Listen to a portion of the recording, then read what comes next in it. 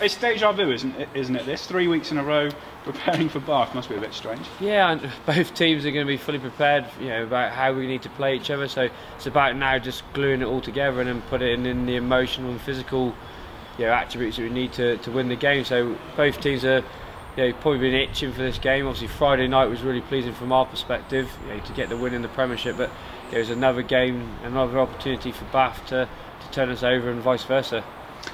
You obviously got a sneak peek at what their lineup was going to be for the final a couple of weeks ago. They got to see yours. Do you think it will be something similar from both sides? Yeah, we've always gone into this block around using the squad, and nothing's going to change. So the guys that were in and around that the last final selection will be involved this Friday. I think from what Bath put out on Friday to what they'll put out will be the same from that perspective. So we know him for one hell of a game. We're going to have to be right on metal to win, and we're going to be playing against a very strong Bath side with a group of players here that are really hungry to put in a performance for Exeter Chiefs.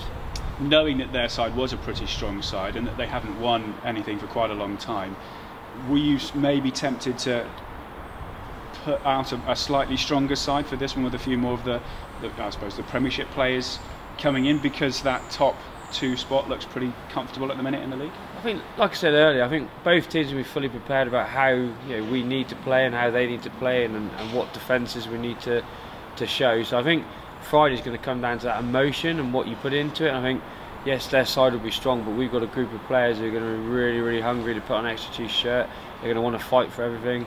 They're going to come from a real physical game on that Friday night against our Premiership side into this Friday with another group of players who are fresh and have the real hunger to get stuck into them as well. So all through this block we've backed the team that we've picked and the squad of players that we've picked, and I don't think it has changed and will change if we go into next year as well.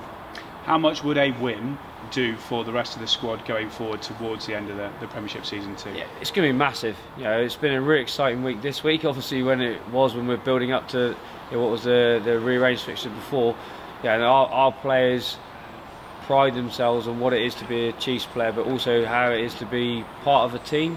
I think to be able to put out the side we are on Friday, to put out the side we did on the Friday just gone, and to keep everyone playing is a massive driver for us, and that will kick us on. So when we go back into the Premiership block, the group of players that have played, we will spearhead that group going back in. And we talk a lot about being a family, and I think the selection for this Friday night has really shown that.